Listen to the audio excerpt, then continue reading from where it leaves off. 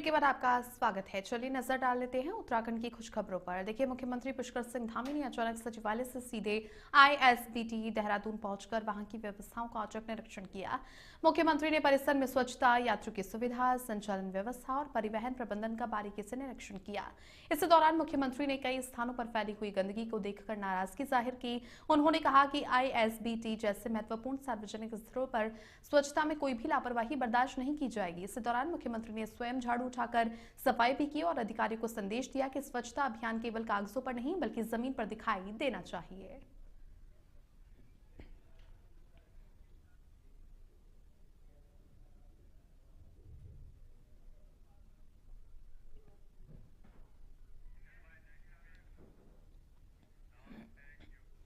हरिद्वार से खबर है, जहां पर कांग्रेस के वरिष्ठ नेता और पूर्व मुख्यमंत्री हरीश रावत हरिद्वार पहुंचे, जहां पर उन्होंने वीआईपी घाट पर पूर्व प्रधानमंत्री इंदिरा गांधी को नमन किया और मौन व्रत के साथ सांकेतिक धरना दिया।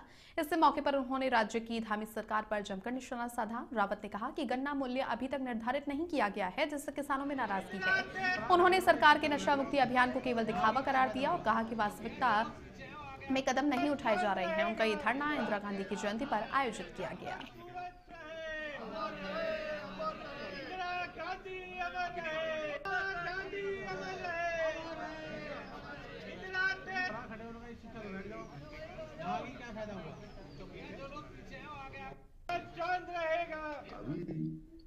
पिराई सत्र घोषित कर दिया है और कुछ चीनी मिलों में पिराई प्रारंभ भी होगी, मगर आप गन्ने का खरीद मूल्य घोषित नहीं कर रहे। हरियाणा कर चुका, उत्तर प्रदेश कर चुका, भाई उत्तराखंड को क्या दिक्कत है? क्यों नहीं कर रहे आप खरीद मूल्य घोषित? हम और किसान संगठन भी सही 450 और उससे 450 रुपया प्रति क्विंटल और उससे अधिक की मांग कर रहे हैं, क्योंकि चीनी का अंतर्राष्ट्रीय बाजार में जो मूल्य है उस हिसाब से मांग बिल्कुल सर्वथा उचित भी है। उत्तराखंड में शीतकालीन चारधाम यात्रा 24 अक्टूबर से जारी है। पर्यटन और धर्मस्व मंत्री सतपाल महाराज ने कहा कि यात्रा को लेकर विभाग आगे की पूरी तैयारियों में लगा हुआ है। मुख्यमंत्री के निर्देशों के अनुसार पर्वतीय मार्गों पर क्रैश बैरियर की स्थापना और अनुरक्षण पर ध्यान दिया जा रहा है। सड़क दुर्घटनाओं को कम करने के लिए वाहन रुकने की व्यवस्था ऐसे स्थानों पर की जाएगी जहां पर यात्रियों को सभी मूलभूत सुविधाएं उपलब्ध हों। मंत्री ने बताया कि शीतकालीन यात्रा और आगामी चारधाम नंदा राजजात यात्रा के लिए दृष्टिगत यातायात व्यवस्था को मजबूत बनाने के लिए तेजी से काम किया जा रहा है। आज यहाँ पर पीडब्ल्यूडी की बैठक थी, उसमें सेफ्टी फीचर्स के बारे में चर्चा हुई है और हमने कहा है कि जो क्रैश बैरियर हैं वो 9 इंच और एक्सटेंड कर दिए गए हैं, जिससे सड़क हमारी काफ़ी नैरो हो गई है, काफ़ी उसकी लेंथ कम हो गई है। तो उस पर मैंने कहा कि भाई इसको चौड़ा किया जाए और ख़ासकर जहाँ पर आपका जो चढ़ाई होती है और टर्न होता है वहाँ पर गाड़ी तेज़ नहीं चलती है। तो ऐसी स्थिति के अंदर जो क्रैश बैरियर है उसकी जो एक्सटेंडेड लेंथ बढ़ा दी आपने, अंदर की तरफ कर दिया है, उसको समाधान उसका ढूंढें।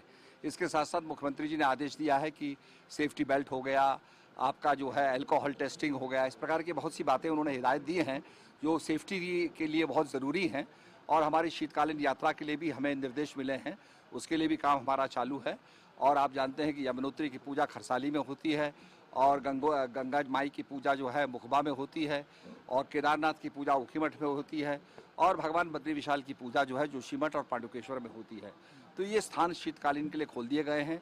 इसके साथ साथ हमारा टिमरसेंट महादेव हो गया, जादुंग हो गया, जादुंग में भी हमारा काम चल रहा है और वहाँ भी हम TRH बना रहे हैं और क्या कहते हैं होम स्टे खोल रहे हैं। तो ये सब काम हमारी बड़ी तेज़ी से हो।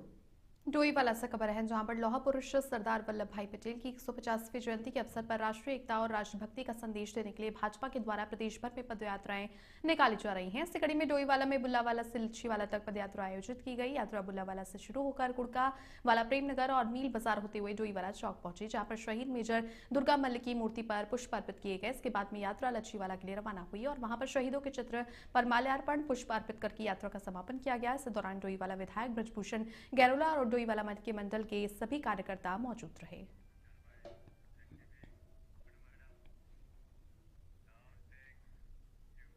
नैनीताल पुलिस ने यातायात अनुशासन सुनिश्चित करने के लिए सघन अभियान चलाया है। एसएसपी डॉक्टर मंजूनाथ टीसी के निर्देशों के तहत प्रेशर हॉर्न का प्रयोग करने वाले 47 वाहनों के चालान किए गए और 47,000 रुपए का जुर्माना वसूल किया गया। मौके पर सभी वाहनों के प्रेशर हॉर्न भी उतारकर जब्त किए गए।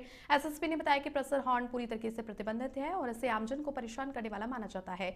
पुलिस ने नागरिकों से अपील की है कि वे नियमों का पालन करें और सुरक्षित यातायात में सहयोग दें। दिनेशपुर में समाज सेवा की मिसाल पेश करते हुए श्री गुरु रामदास जी सेवा ट्रस्ट के अध्यक्ष हरविंदर सिंह चुग ने जरूरतमंदों की मदद के लिए एक और कदम बढ़ाते हुए 45 वर्षीय सपन को निःशुल्क व्हील चेयर उपलब्ध करवाई है और ट्रस्ट अब तक 66 व्हील चेयर बांट चुका है और 2 साल के भीतर कई परिवारों की जिंदगी में नई उम्मीद जगाई है। सपन के घर में 3 छोटे बच्चे हैं और परिवार में कोई कमाने वाला नहीं है। ऐसे में चुग खुद उनके घर पहुंचे और स्थिति समझकर तुरंत सहायता दी। व्हील चेयर मिलने के बाद परिवार ने राहत जताई है। हरविंदर सिंह चुग ने बताया कि ट्रस्ट जल्द ही निःशुल्क कृत्रिम अंग भी उपलब्ध करवाएगा ताकि अधिक जरूरतमंदों को आत्मनिर्भर बनाया जा सके।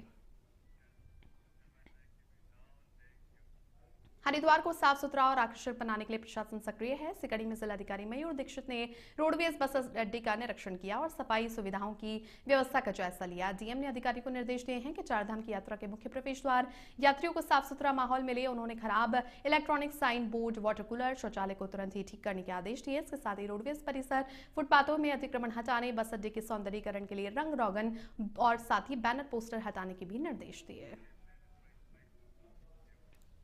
देखिए, माननीय मुख्यमंत्री जी के निर्देश हुए थे कि उन्होंने जो लास्ट वीक सभी जिलाधिकारियों से वीसी दी थी, उसमें उन्होंने डायरेक्शन दिए हैं कि सभी अधिकारी अपने अपने क्षेत्र में सफाई व्यवस्था को सुदृढ़ करने के लिए अभियान चलाएं और निरंतर इस अभियान को गति दें। इसी क्रम में आज डिस्ट्रिक्ट के सभी ऑफिसर्स फील्ड में उतरे थे। सभी नगर निगम के भी, नगर निकाय के भी, छोटी नगर पंचायत, साथ ही एसडीएम, बीडीओ, सभी ग्रामीण और शहरी क्षेत्र में, साथ ही नेशनल हाईवेज के जो साइड में जो कूड़ा कचरा है उसकी सफाई व्यवस्था भी आज व्यवस्था देखी गई है।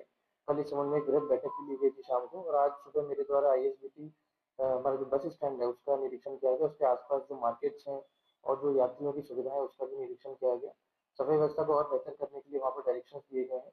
साथ ही हम वहाँ पर जितने भी रेहड़ी ठेली आदि होटल ढाबे बस स्टैंड और रेलवे स्टेशन के आगे चल रहे हैं उनका सत्यापन करने के लिए पुलिस को डायरेक्शन दिए गए हैं और जहाँ जहाँ भी अतिक्रमण जैसी सिचुएशन पाई जाती है